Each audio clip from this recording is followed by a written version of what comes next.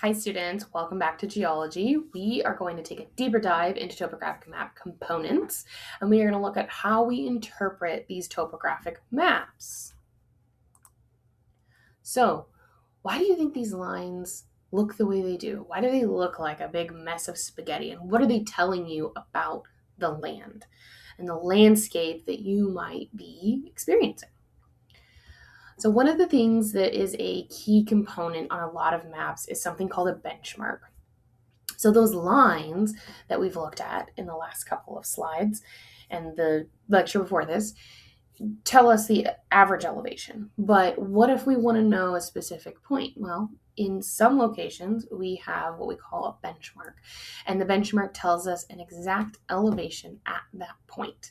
The United States Geological Survey puts these in the ground physically, this is a picture of one physically in the ground, all throughout the United States.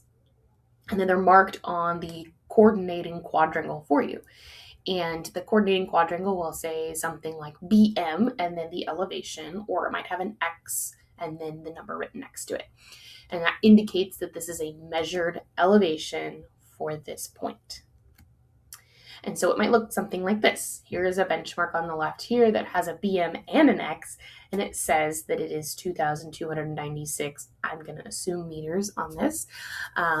This is just a snippet of the map. So on the bottom, we'll look at what scales look like in just a second. It'll tell you what your unit of measurement is, whether it's meters or feet. Most of the quadrangles are feet. Some of the newer ones are in meters. It really just kind of depends. But it will always be noted on your map what unit of measure you are working in.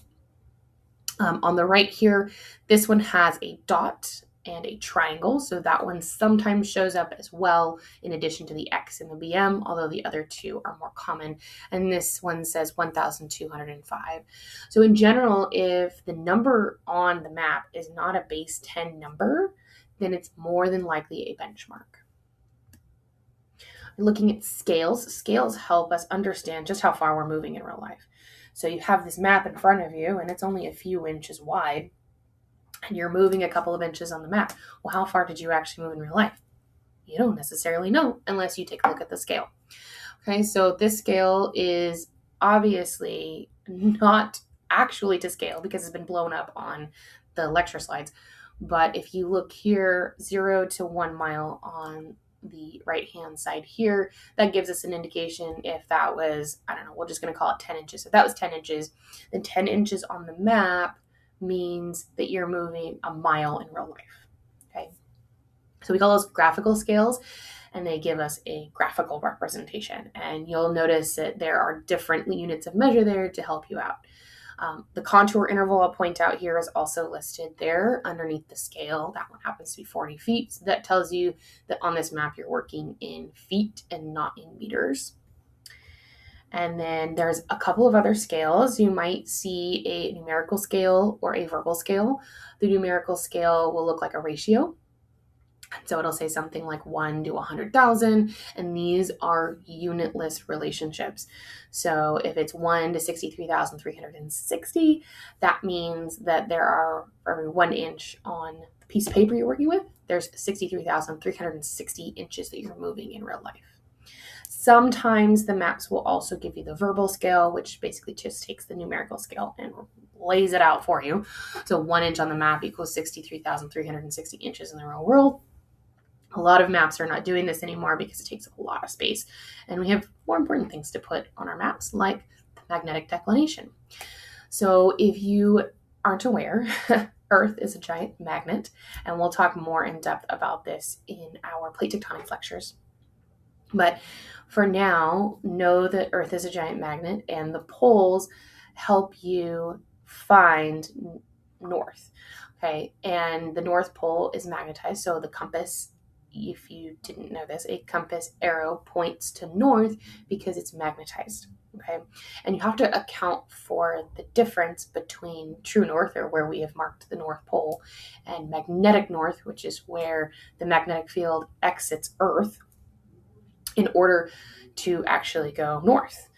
Okay, so in different areas of the world, there is a different magnetic declination or difference between true north and magnetic north. And this declination look up here at the bottom, you can click on and it'll take you to the website. Check out, depending on where you are in the world, what that would look like.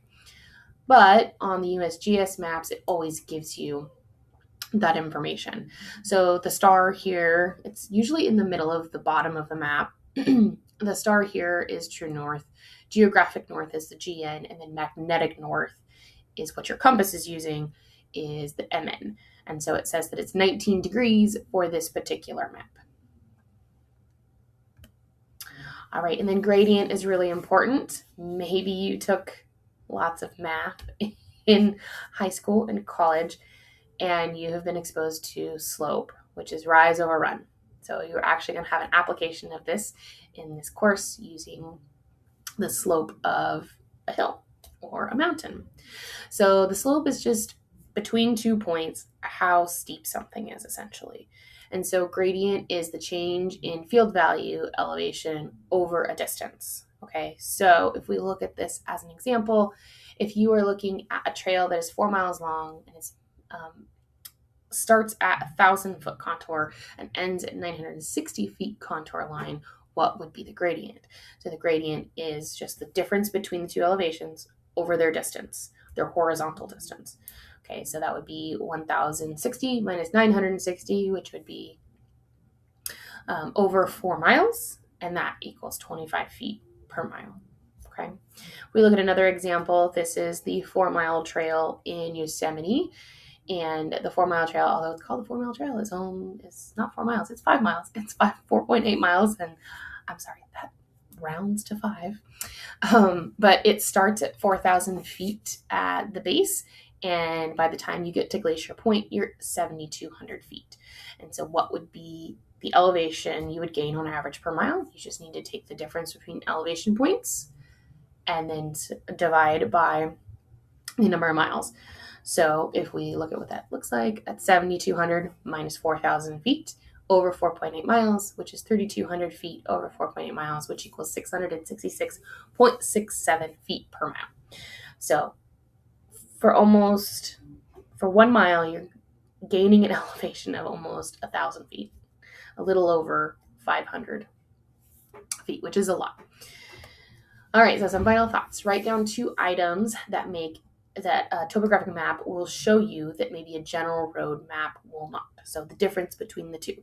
And hopefully this is starting to make a little bit more sense. And the next step is looking at geologic maps, and I will see you in that lecture. Bye.